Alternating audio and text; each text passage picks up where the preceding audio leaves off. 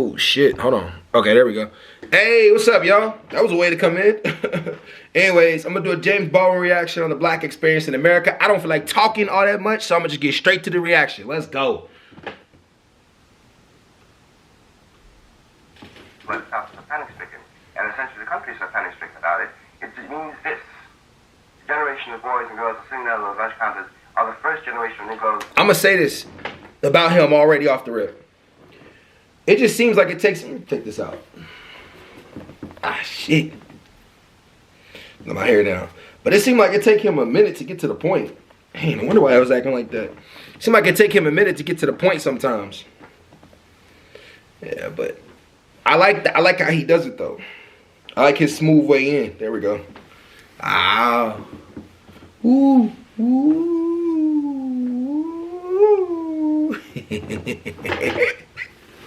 Anyways, I like how he smooth his way in though. Let's go. In the entire history of America, we were not controlled by the Americans' image of them. This is why Montgomery is so demoralized. Little Rock is so paralyzed. New Orleans, people are going mad.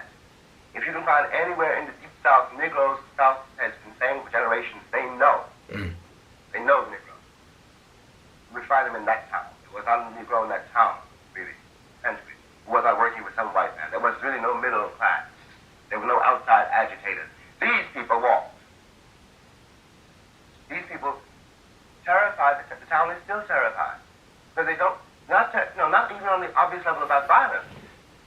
But if they're not who I thought they were, who are they? What is this image of the word? This is precisely what it's so difficult to get down to. But let me try to put it this way. What is he? I don't know what white people see. No, they look at Negro anymore. But I do know very well that I realized when I was very young that whatever he was looking at, it wasn't me. It wasn't me.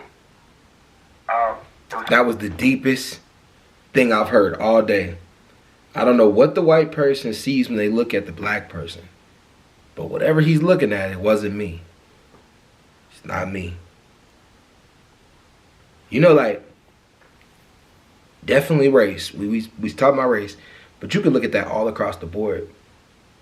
Dang. Whatever a person is looking at sometimes really ain't you. It's just what they perceive of you. You say you know me, but what side did you get to know? Deep. Something he was afraid of. It was something to which he was attracted or which he found repulsive. But it wasn't me. I was not a man. Now, this image, I don't know what this image is, but it has something to do. There's something to do, I'm convinced of this, with a Puritan God.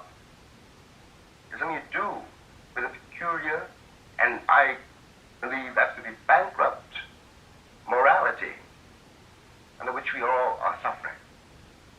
The one person who was outside this constriction in fact, and historically, and in life, was this Hagan, Black Hagan.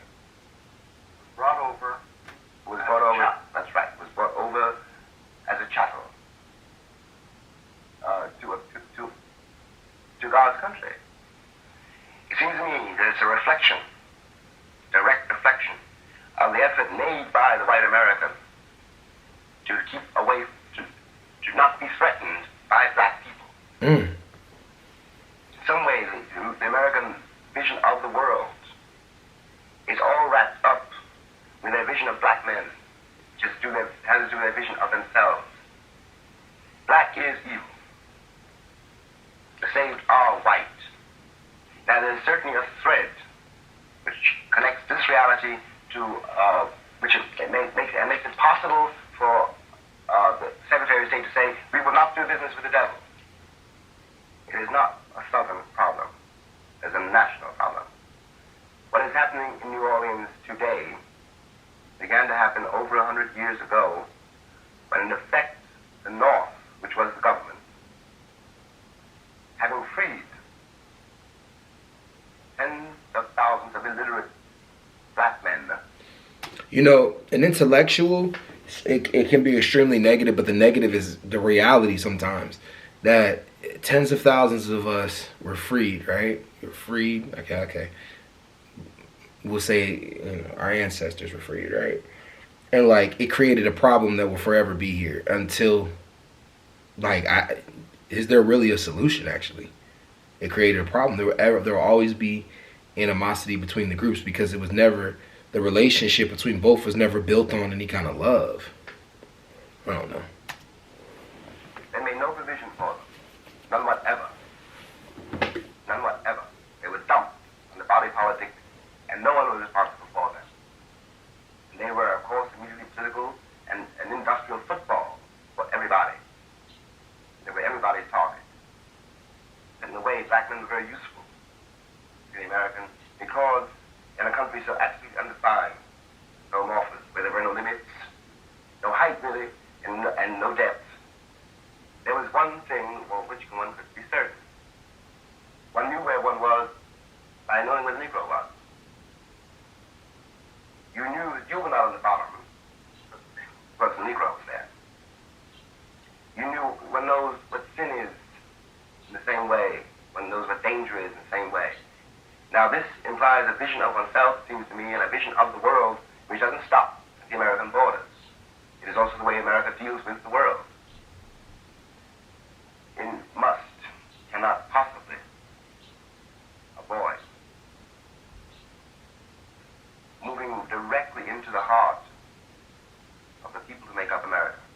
I mean that the problem will never be resolved until everybody in the country, in some way, I know how impossible it sounds, however, this is what has to happen, is able, somehow is able to do without this crutch. If I were going to describe, I can't name names, so a hypothetical white liberal. Well, I know what he thinks he's done.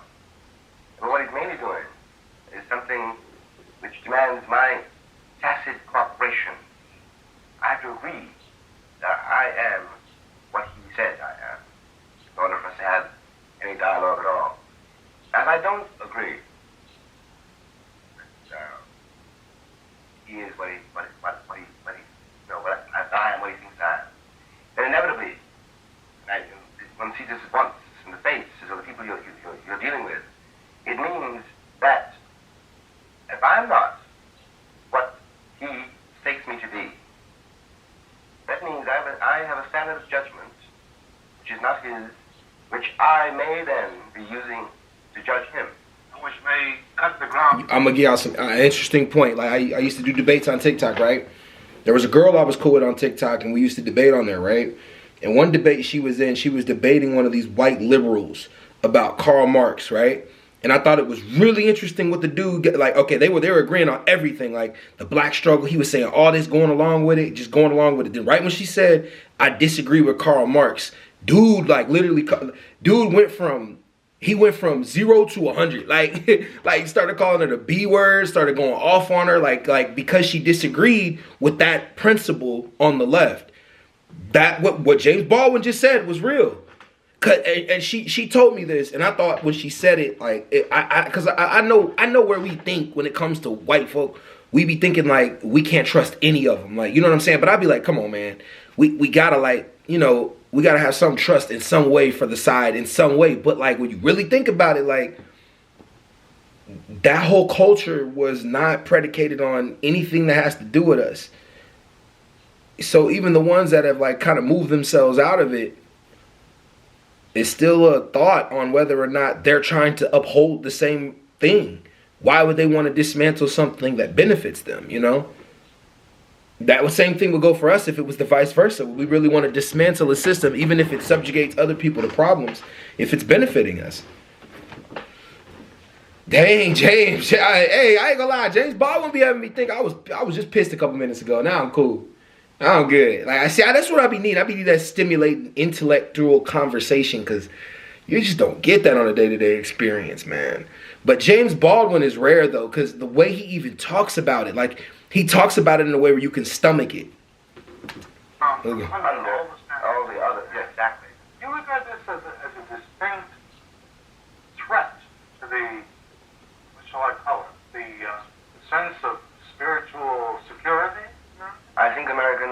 American essentially, I don't think this, I know this. Yes, this is a threat to the American personality as it's so far been constituted. It's a threat to it is a threat to their definition of the world. It is a threat to the way what they think reality is. And I also mean to imply something else.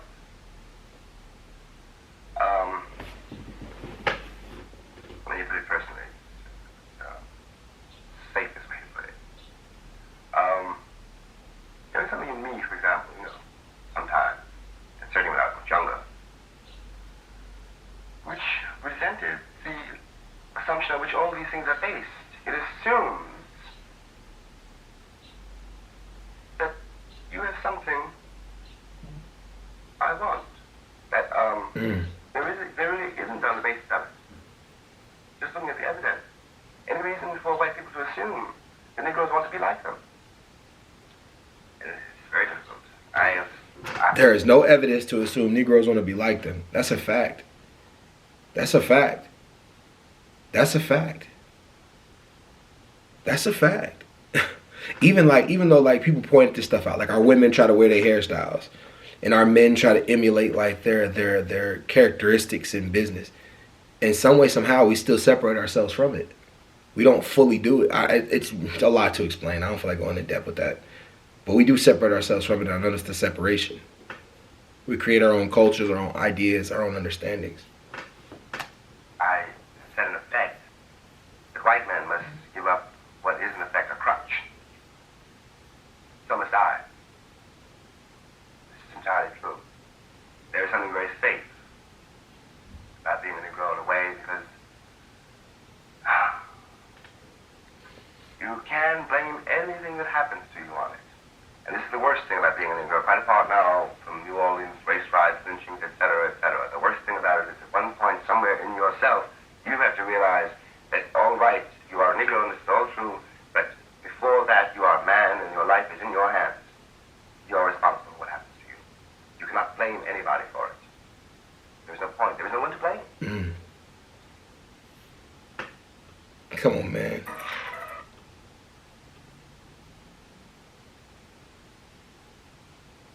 If that didn't just blow my mind.